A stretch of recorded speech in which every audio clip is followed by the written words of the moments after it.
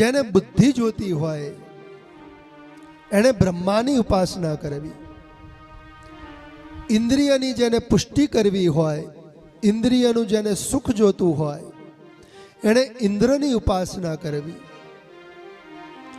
મોટા પરિવારની જેને ઈચ્છા હોય એણે પ્રજાપતિની ઉપાસના કરવી. ધનની જેને જરૂર હોય એને મા દુર્ગાની ઉપાસના કરવી. તેજની જરૂર હોય તો અગ્નિની ઉપાસના કરવી. આયુષ્ય જો તમારું ક્ષીણ હોય અને તમારે સારું આયુષ્ય જોતું હોય તો અશ્વિની કુમારની ઉપાસના કરવી.